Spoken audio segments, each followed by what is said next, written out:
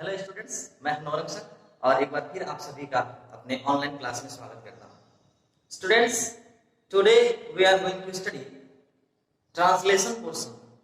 आज हम लोग ट्रांसलेशन पोर्शन पढ़ेंगे और ट्रांसलेशन पोर्शन में क्या पढ़ने वाले हैं? One of the most important topic, use of it. जी हाँ, हम लोग आज पढ़ेंगे यूज ऑफ इट। इट का प्रयोग पढ़ेंगे और आज का ये जो वीडियो है आपके लिए बहुत ही महत्वपूर्ण होने वाला है, लाभदायक होने वाला है, विशेष रूप से स्पोकन इंग्लिश में। अगर आप अपनी अंग्रेजी स्पोकन इंग्लिश इंप्रूव करना चाहते हैं तो इट का प्रयोग बहुत महत्वपूर्ण है। आइए जानते हैं। देखिए, इट जो है यह के अर्थ में प्रयोग होता है। इट का प्रयोग यह के अर्थ में प्रयोग होता है, लेकिन स्मॉल इंसेक्ट के लिए, स्मॉल इंसेक्ट के लिए यह शब्द अगर आया हो वहां इट का प्रयोग करेंगे। उसके बाद अगर हमको दिन के बारे में जानकारी देना हो, किसी को महीने के बारे में जानकारी देना हो, वर्ष के बारे में जानकारी देना हो, टाइम बताना हो, किसी को मौसम के बारे में जानकारी देना हो, ये दिन का क्राइटेरिया हमने दिया। इसी में ये सारी चीजें नियर अबाउट इंक्लूड है। यानी कि टाइम इंडिकेशन वाले सेंटेंस में हम किसका प्रयोग करते हैं? इट का प्रयोग करते हैं। तो इट का प्रयोग कब कब हम करेंगे स्टूडेंट्स? जब हमको टाइम बताना हो, यानी कि क्या बताना हो? समय, टाइम बताना हो तो ठीक है। इसके बाद अगर हमको दिन बताना हो, यानी कि डे के बारे में बताना हो, तो महीनों के बारे में बताना हो, यानी कि मंथ के बारे में बताना हो, तो ईयर यानी कि वर्ष, वर्ष के बारे में बताना हो, तो हम मौसम के बारे में बताना हो, मौसम के बारे में बताना हो, कौन सा मौसम है, क्या हो रहा है मौसम में, यानी कि वेदर बताना हो, तो हम किसका प्रयोग करेंगे? इट का प्रयोग करेंगे। प्राकृतिक चीजों के बारे में भी वर्णन करने के लिए हम इट का प्रयोग करते हैं। आइए सबसे पहले हम फोकस करते हैं समय पर। आइए सबसे पहले जानते हैं समय के साथ हम इट का प्रयोग कैसे करेंगे। देखिए, इट का प्रयोग प्रेजेंट टेंस, पास्ट टेंस और फ्यूचर टेंस, तीनों टेंसों में होता है। इसलिए हम आपको स्ट्रक्चर भी देंगे कि सबसे पहले असर्टिव सेंटेंस यानी कि अफर्मेटिव नेगेटिव कैसे। अफर्मेटिव समझिए पहले। अफर्मेटिव सेंटेंस के लिए स्ट्रक्चर होता है इट के बाद कोई न कोई बी फॉर्म वर्ब का प्रयोग होगा। कौन सा form? Be form. It means is लगा सकते हैं। क्या लगा सकते हैं? इज। अब हमने एम आर नहीं लिखा, क्यों? क्योंकि इट सिंगुलर है तो इज ही लगेगा, एम और आर का कोई मतलब नहीं है। और पास्ट टेंस में होगा तो वाज लग जाएगा, पास्ट टेंस में होगा तो वाज लग जाएगा, और अगर फ्यूचर में होगा तो विल या शैल, विल बी और शैल भी लगाते हैं। यानी कि आपको इज प्रेजेंट के लिए, पास्ट के लिए वाज, और विल बी किसके लिए? फ्यूचर के लिए। और उसके बाद अगर सेंटेंस जो होगा वर्ब से संबंधित होगा तो वर्ब लगाएंगे, वर्ब से संबंधित होगा तो वर्ब लगाएंगे, और वर्ब के बाद होगा क्या? ऑब्जेक्ट। अगर वर्ब होगा तो, अगर वर्ब यूज नहीं हुआ होगा, अर्थात main verb use, finite verb नहीं यूज हुआ होगा, उस कंडीशन में स्ट्रक्चर क्या होगा? उस कंडीशन में स्ट्रक्चर होगा इट के बाद इज और वाज और विल बी, इन तीनों में से कोई लगाएंगे, और इसके बाद हम लगाते हैं कॉम्प्लीमेंट। क्या लगाते हैं? कॉम्प्लीमेंट लगाते हैं।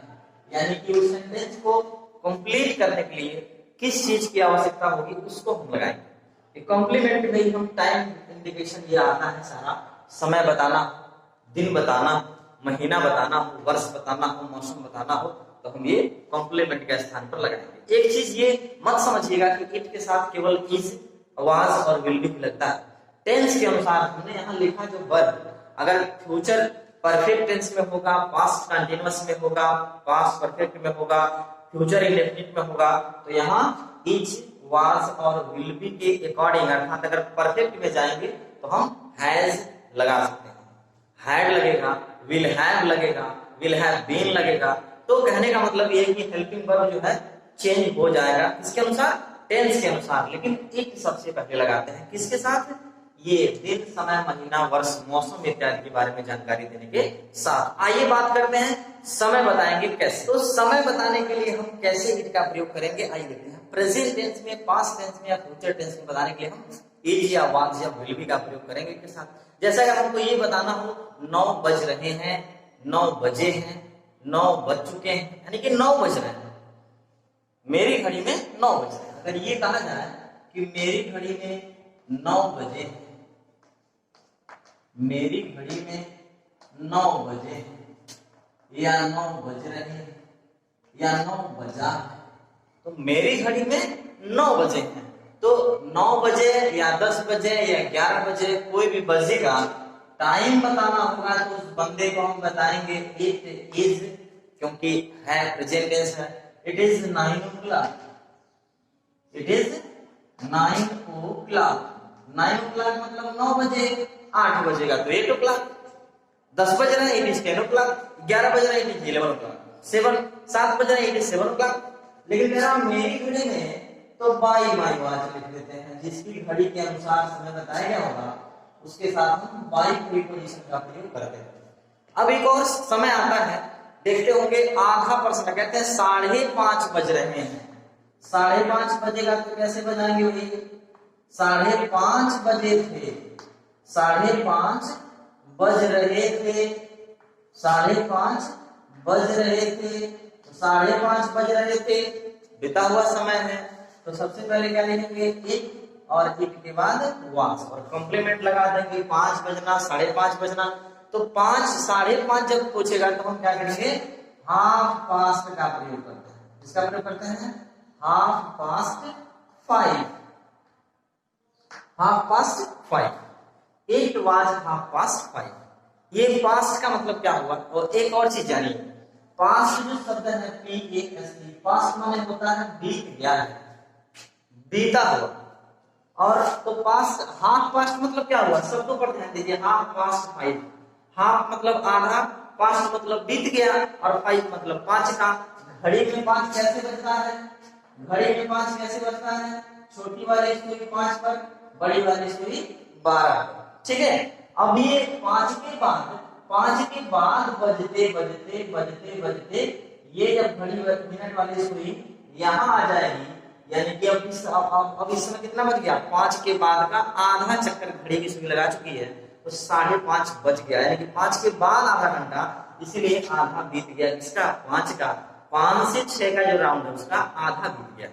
एक और जानिए, जैसे अगर ये कहा जाए कि 7:15 बज रहे थे, 7:15 बज रहे हैं, 7:15 बज रहे हैं, तो 7:15 बज रहे हैं। सवा मतलब क्या होता है? सवा का मतलब क्या हुआ? 4 हिस्सा में से एक हिस्सा, इट मीन्स 1/4, 1/4, क्योंकि कुल 60 मिनट होता है। 60 का 1/4 निकालेंगे, 60 का 1/4 निकालेंगे, 1/4, इसका मतलब क्या हुआ? 1/4 का मतलब 60 मिनट का 1 घंटा होता है। 1/4 निकालने कितना आएगा? 15 मिनट को हम सवा कहते हैं, 15 मिनट को सवा कहेंगे। और 15 मिनट का मतलब क्या हुआ? 4:15 को 4:15 कहते हैं। तो इसलिए 7:15 बज रहेगा तो 7:15। इसका मतलब, और जो सवा शब्द है उसका इंग्लिश होता है क्वार्टर, क्योंकि क्वार्टर में क्या होता है भाई? चौथाई, 1/4 हिस्सा। इसलिए 7:15 बज रहे हैं, इसका मतलब हमारा टाइम हो जाएगा 8, सवा माने क्वार्टर, और सवा मतलब क्या हुआ? 7:15, 7:15। ऐसे कंडीशन में इट इज क्वार्टर पास्ट हो गया, 1/4 हिस्सा पास्ट हो गया। किसका पास्ट हुआ है? क्वार्टर पास्ट 7 का, यानी कि 7:15। अगर कह देगा 11:15 तो quarter past 11, 12:15 quarter past 12, 8:15 quarter past 8। Okay, तो सवा। एक और समय आता है बोलचाल में, कहते हैं 2:45 बज रहे हैं, 2:45 बज रहे हैं, या 2:45 बज रहे थे, 2:45 बजे थे, था थी थे आएगा तो समझ जाएंगे पास्ट है, यानी क्या करेंगे? तब यहाँ लगाएंगे इट वाज। और पौने किसे कहते हैं भाई? पौने जानते किसे कहते हैं? जब किसी टाइम में 15 मिनट कम हो बजने में, उसी को कहते हैं पौने। जैसे 3:45 को कह सकते हैं 4 बजने में 15 मिनट कम है, तो उसी को हम कहते हैं 3:45 बज रहा है, यानी कि 15 मिनट कम है। और 15 मिनट को हम क्या बोल रहे हैं? क्वार्टर। तो कम के लिए क्या लगाते हैं? 2 लगाते हैं, यानी कि it was quarter to three.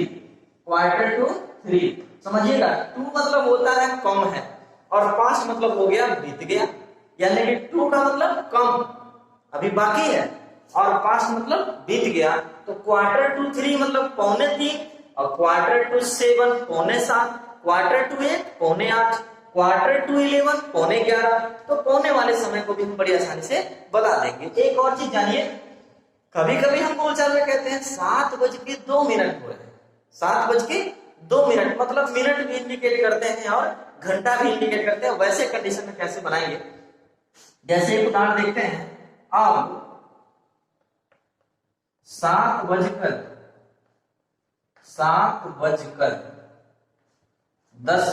रहे हैं, 7:10 हो रहे हैं। तो 7:10 हो रहे हैं, इसका मतलब क्या हुआ, यानी कि 7 के बाद 10 मिनट और हो गया ना, यानी कि 10 मिनट क्या हो गया, पास हो गया है 7 के बाद का।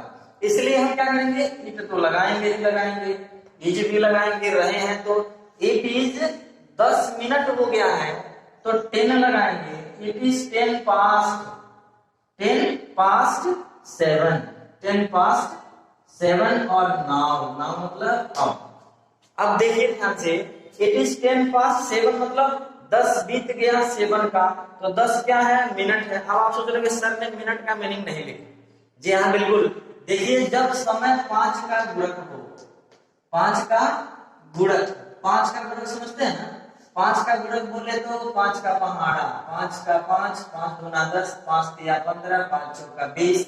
यानी कि जब समय हमारा 5 के टेबल में आता हो तो मिनट नहीं लिखेंगे, लेकिन अगर वही 12 मिनट कह देता 7:12 हो रहे हैं, 5 का गुणक नहीं होगा तो यहाँ 12 मिनट पास्ट 7 लगाते, 42 मिनट हो रहे हैं, 42 मिनट पास्ट 7 लगाते, मतलब 5 का गुणक है तो मिनट का स्पेलिंग नहीं लिखेंगे।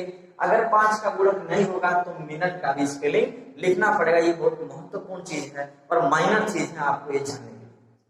दिन बताना हो तो कैसे बताएंगे, same thing, it is was और विल बी एसएल बी, और विल बी पे हमने नहीं बताया। आज देखते हैं कुछ दिन के समय में दिन के उदाहरण के रूप में हम फ्यूचर का भी प्रयोग कर लेते हैं। जैसे अगर ये कहा जाए कि आज मंगलवार है, ये सेंटेंस देखिए, आज मंगलवार है।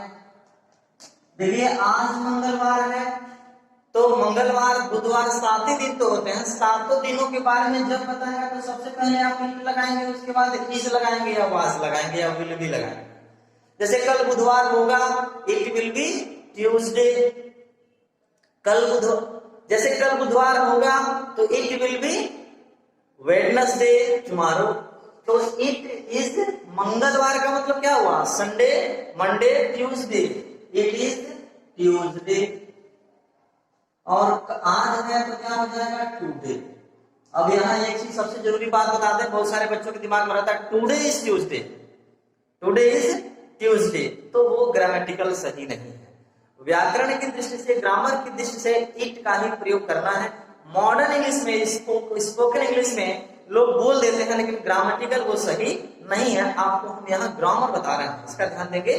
तो टुडे इज ट्यूसडे रॉन्ग है, it is Tuesday today correct है। इस बात का ध्यान देंगे आप। जैसे कहा जाए कि कल सोमवार था, ध्यान देंगे, कल सोमवार था। अब देखिए कल सोमवार था, इसका मतलब क्या हुआ, बीत गया सोमवार। अब सोमवार बीत गया तो इसका मतलब यस्टरडे था भी आया है, तो क्या लगाएंगे, it was Monday, it was Monday. और ये रहा कल बीता हुआ है तो क्या लिखेंगे, यस्टरडे। सबसे जरूरी बात मंडे और ट्यूसडे का एम और टी कैपिटल लिखा गया है। इट मींस दिनों का नाम और महीनों का नाम कभी भी लिखना हो इंग्लिश में तो उसका पहला अक्षर कैपिटल से लिखिएगा। जैसे कहा जाए कि कल बुधवार होगा, कल बुधवार होगा तो क्या बनाएंगे, it will be Wednesday tomorrow. Okay, ये नहीं कि टुमारो इज वेडनेसडे, वो बोल सकते हैं बट ग्रामेटिकली सही नहीं है। अगर आपके सामने दोनों ऑप्शन होंगे तो कौन सही होगा, इट वाला सही होगा। इस बात का ध्यान देंगे। समय बताने का एक और, समय के साथ साथ एक और ये अभी हम लोग टाइम देख रहे थे 9 बजे, 10 बजे, 11 बजे, 12 बजे, कोई बज रहा था, ठीक है। उसके साथ साथ इसे कहा जाए दोपहर का समय था, इट वाज नून। सुबह का समय था, इट वाज मॉर्निंग। सुबह का समय था, इट वाज, जाड़े की रात थी, मौसम की बात करें, जाड़े की रात थी, यानी कि जाड़े की रात मतलब क्या हो गया, जाड़ा, यानी कि जाड़े की रात मौसम बता रहा है। जब मौसम बताएगा तो इट का प्रयोग करें। जैसे कहा जाता है जाड़े की रात थी, कुत्ते भौंक रहे थे, तो it was winters night, it was winters night, it was winters night, जाड़े की रात। आधी रात थी, इट वाज मिडनाइट। शाम का समय था, इट वाज इवनिंग। तो इट के साथ वाज और वो कंप्लीमेंट जिससे वो कंप्लीट होगा, ओके। तो मौसम के साथ भी हम इसका प्रयोग कर देंगे। गर्मी का मौसम था, इट वाज समर सीजन। जाड़े का मौसम था, इट वाज विंटर सीजन। बरसात का मौसम था, इट वाज रेनी सीजन। गर्मी का मौसम है तो इट इज समर सीजन। इस समय गर्मी का मौसम है तो इट इज समर सीजन। एक और चीज जान लिए, किसी काम को करने का समय हो गया है, इस तरह का सेंटेंस अगर आ जाए, जैसे ये कहा जाए कि अब खेलने का समय हो गया। पढ़ते पढ़ते बच्चे कहते हैं चलें अब खेलने का टाइम हो गया, 4 बज गया, चलो फील्ड में चलते हैं, फुटबॉल खेलते हैं। तो अब खेलने का समय हो गया है, अब खेलने का समय हो गया है। ध्यान से देखेंगे, ये भी समय ही बता रहा है, इसलिए यहाँ भी इट का ही प्रयोग करेंगे। टाइम नहीं दिया, 8-9 नहीं बज रहा, लेकिन टाइम ही बता रहा, खेलने का समय हो गया है, खाना खाने का समय हो गया है, पढ़ने का समय हो गया है, स्कूल जाने का समय हो गया है, ट्रेन पकड़ने का समय हो गया है, ट्रेन के आने का समय हो गया है, किसी भी प्रकार का समय हो गया है या समय हो गया था, ऐसा सेंटेंस आएगा तो हम सबसे पहले लिखेंगे it is time, it is time to. Structure दिमाग में रखेंगे आप, it is time to, verb लगा दीजिए, वह काम होने का समय हो जाएगा। It is time to play, it is time to play now.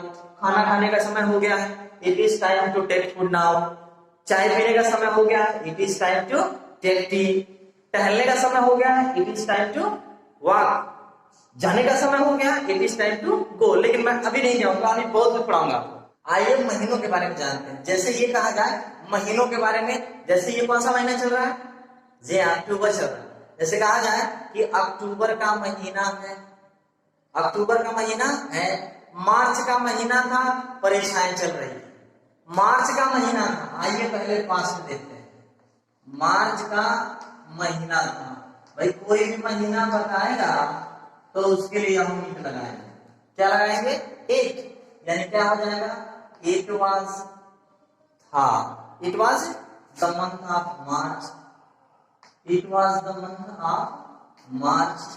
मार्च का महीना था, MARCH, M कैपिटल हो गया, ध्यान देंगे दिन महीनों के नाम का पहला अक्षर कैपिटल लेकर। अक्टूबर का महीना है तो क्या लिखेंगे, डायरेक्ट लिखते हैं, it is month of, it is the month of October, it is the month of October. यानी कि प्रेजेंट है तो इज लगा दीजिए और पास्ट है तो वाज लगा दीजिए, ओके। जैसे हमने बताया बेबी, जाड़े का मौसम था, गर्मी का मौसम था, बरसात का मौसम था, आधी रात थी, इट वाज मिडनाइट। दोपहर का समय था, इट वाज नून। स्कूल जाने का समय हो गया था, it was time, it was time to go to school, okay. कुछ वर्ब देखते हैं, वर्ब जैसे ये कहा जाए, जैसे कहा जाता है कि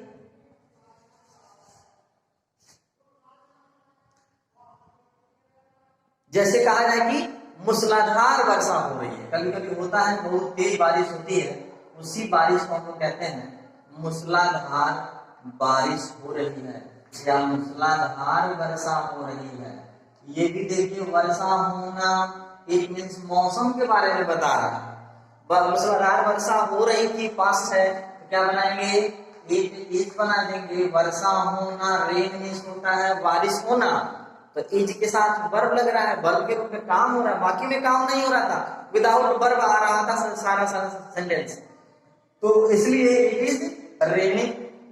क्यों रेनिंग लगा, कंटिन्यूअस है, रहा, रही, रहे, तो इट इज रेनिंग। और मूसलाधार वर्षा को हम कहते हैं HEAVILY, it was raining heavily.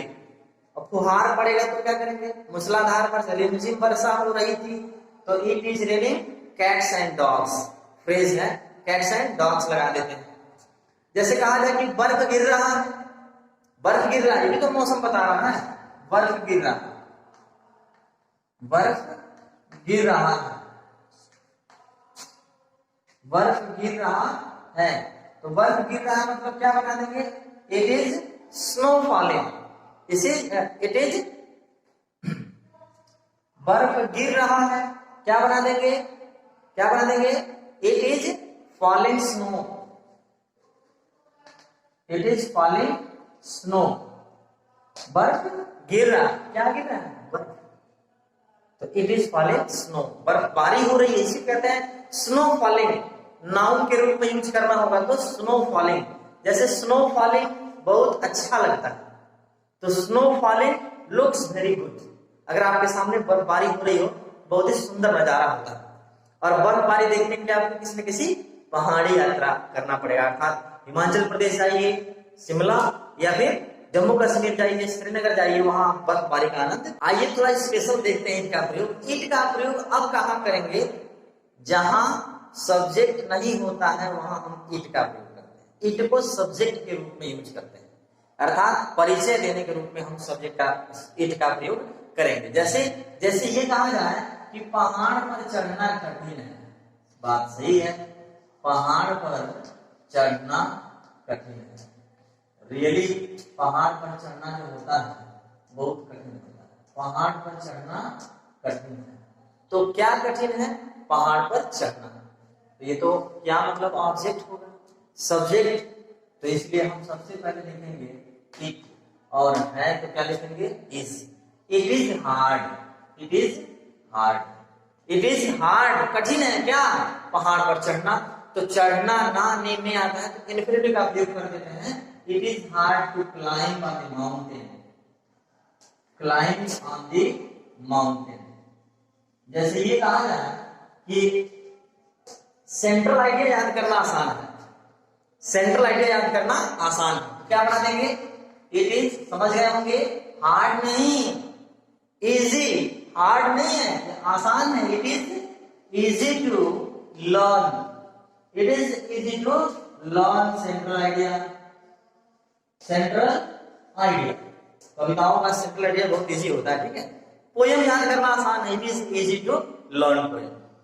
जैसे स्कूल जाना, बारिश में स्कूल जाना बहुत कठिन है, छाता लेके जाएंगे, रेनकोट पहन के जाएंगे, तो बारिश में स्कूल जाना कठिन है, it is hard to go to school in the rain, बारिश में, तो आसान है, कठिन है, ऐसे कंडीशन में हम सब्जेक्ट नहीं होता है तो किसका प्रयोग करते हैं, इट का प्रयोग करते हैं। अब आप कई सारे स्ट्रक्चर बता सकते हैं, अपने फ्रेंड्स के बीच ये स्पोकन इंग्लिश को भी डेवलप कर सकते हैं टाइम बताने के लिए। सामने वाले से टाइम पूछिए, what is time by your watch, उससे बोलिए बोलने के लिए, what is time by your watch, बोलेगा it is 9 o'clock, it is 10 o'clock, it is 11 o'clock, it is 9:30, it is 12 minutes past 12, 12 बज के 12 मिनट हो रहे हैं। ओके, ऐसे जैसे मान लेते हैं, कहा जाए कि अपने आसपास जैसे बोलते हैं ना कि बोलना बहुत आसान है, करना बहुत कठिन, बोलना बहुत आसान है, करना बहुत कठिन, इसका मतलब it is very easy to speak but hard to do, it is very easy to speak, बोलना बहुत इजी है, आसान है, but very hard to do, and convert into the work, it is very hard, उसको कार्य में बदलना सबसे कठिन। तो ऐसे करके हम क्या कर सकते हैं, इट के प्रयोग से अपने स्पोकन इंग्लिश को सुधार सकते हैं। डियर स्टूडेंट्स, उम्मीद करता हूं कि आज का वीडियो आपको पसंद आया होगा। आज के लिए बस इतना ही। ऐसे ही आपके बीच में ट्रांसलेशन के अलग अलग महत्वपूर्ण टॉपिक लेकर के आपके बीच में आता रहूंगा। तब तक के लिए गुड बाय।